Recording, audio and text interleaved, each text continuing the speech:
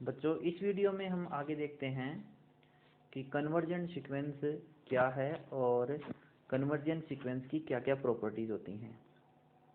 ठीक है, तो मैंने बताया था सपोज एक्स डी कोई मैट्रिक्स स्पेस है, उसके अंदर कोई सीक्वेंस एक्सएन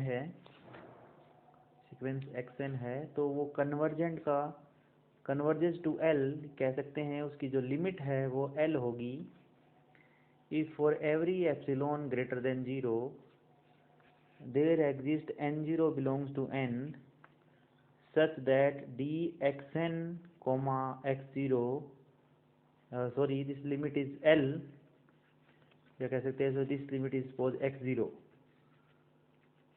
ठीक है, if dxn comma x0 is less than epsilon whenever n is greater than equal to n0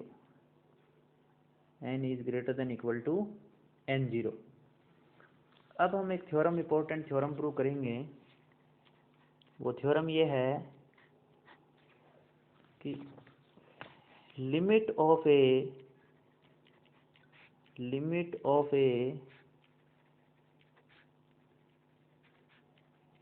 convergent sequence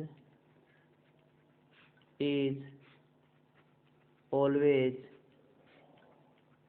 unique, यानी जो लिमिट है कन्वर्जेंट सीक्वेंस की वो हमेशा क्या रहती है, यूनिक होती है। यानी यूनिक का मतलब है अद्वितीय, यानी किसी भी कन्वर्जेंट सीक्वेंस की दो लिमिट नहीं हो सकती।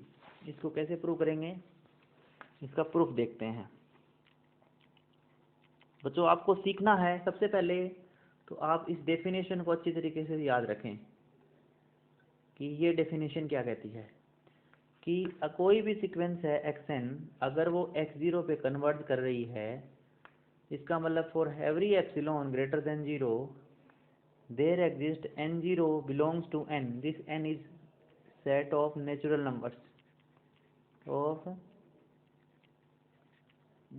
Numbers such that dxn x0 less than epsilon whenever n is greater than equal to n0। ये कंडीशन होती है। प्रूफ कैसे करते हैं, suppose xn is a convergent sequence,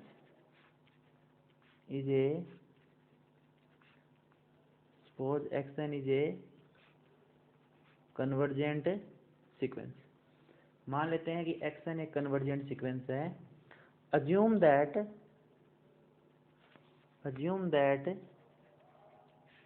xn converges to two limits x0 and y0। मान लेते हैं इसकी लिमिट है, हमें क्या प्रूव करना है कि हमें प्रूव करना है कि इसकी लिमिट है वो एक ही होगी। लेकिन मान लेते हैं कि इसकी जो लिमिट है वो x0 और y0, इसकी जो लिमिट है वो 2 है, यानी xn है वो x0 पे जा रही है और y0 पे जा रहे हैं।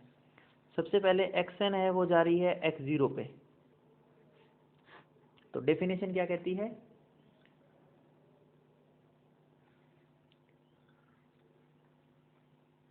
For every epsilon greater than 0 there exist n0 belongs to n such that, क्या कंडीशन है, dxn x0 is less than epsilon by 2 whenever n is greater than n0। ठीक है, ये कंडीशन लगा दी मैंने।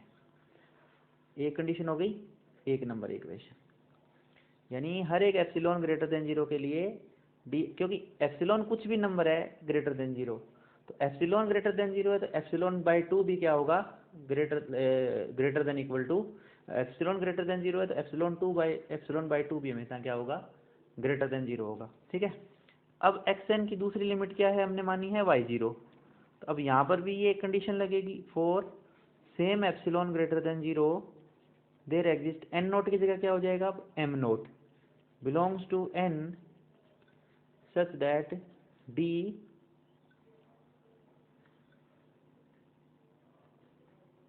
xn comma y0 less than epsilon by 2 for every n is greater than, इसे equation number 2 कह देते हैं। नाउ क्या हो जाएगा, डी x0 कॉमा y0 ले लेते हैं, ठीक है।